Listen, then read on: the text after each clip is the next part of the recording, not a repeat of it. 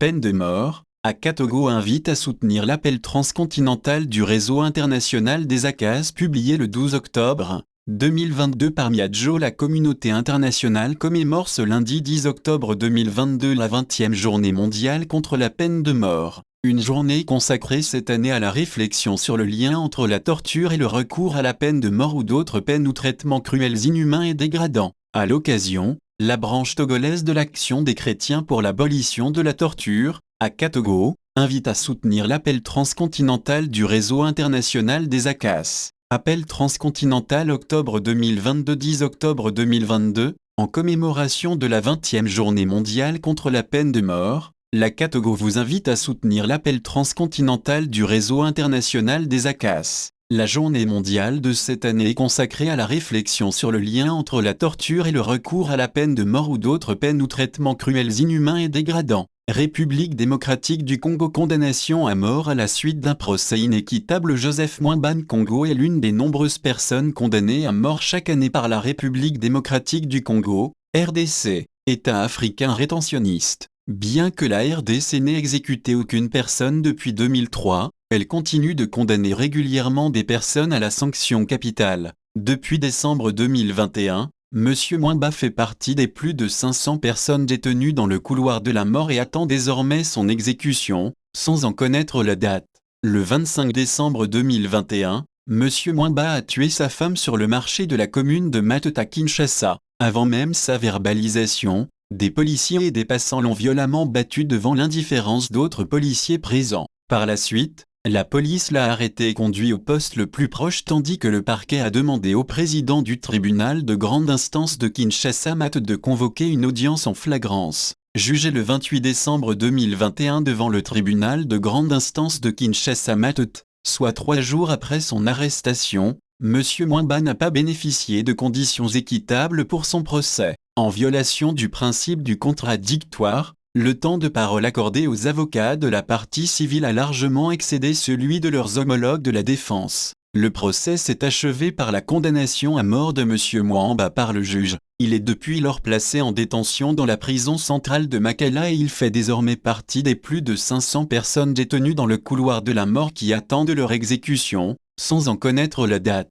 Et son état de santé s'est détérioré de manière préoccupante. Le fait que la justice congolaise n'ait pas garanti l'équité du procès de M. Mwamba est incompatible avec plusieurs des engagements internationaux du pays. La RDC est partie au pacte relatif aux droits civils et politiques depuis 1976. L'observation générale numéro 36 du Comité des droits de l'homme des Nations Unies sur le droit à la vie précise par ailleurs que si les États parties ne sont pas tenus d'abolir la peine de mort, ils doivent garantir les conditions d'un procès équitable. C'est ce que rappelle également l'observation générale numéro 3 sur l'article 4 de la Charte africaine des droits de l'homme et des peuples à laquelle la RDC est partie depuis le 28 juillet 1987. Au regard des droits internationaux et régionaux, la condamnation à mort de M. Mwamba est invalidée de fait. Si les faits de torture lors de sa détention au poste de police sont avérés, M. Mwamba aurait alors dû recevoir des soins médicaux appropriés de la part de l'État congolais,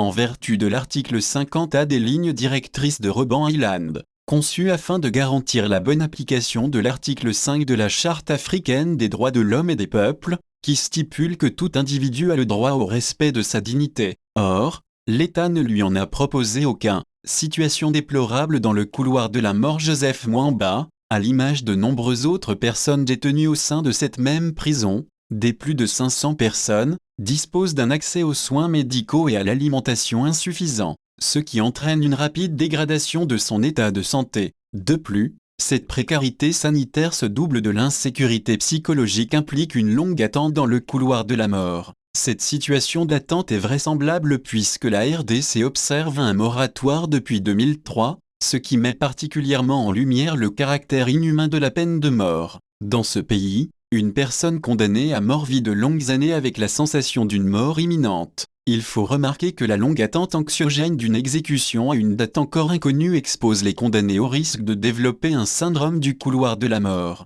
dont le rapporteur spécial des Nations Unies sur la torture et les conditions de détention avait indiqué en 2012 qu'il pouvait produire de graves traumatismes mentaux voire des souffrances physiques, en violation de l'interdiction de la torture qui s'applique à la RDC. En ce qui concerne leurs conditions de détention, l'État congolais est également en inadéquation avec ses engagements internationaux, en particulier la Convention contre la torture et autres peines ou traitements cruels, inhumains ou dégradants à laquelle il est parti depuis 1996. Effectivement, la précarité de ces conditions de détention constitue un traitement cruel, inhumain ou dégradant au regard de l'article 16 qui stipule que tout État partie s'engage à interdire dans tout territoire sous sa juridiction d'autres actes constitutifs de peine ou traitements cruels, inhumains ou dégradants qui ne sont pas des actes de torture tels qu'elle est définie à l'article 1er lorsque de tels actes sont commis par un agent de la fonction publique ou toute autre personne agissant à titre officiel, ou à son instigation ou avec son consentement exprès ou tacite.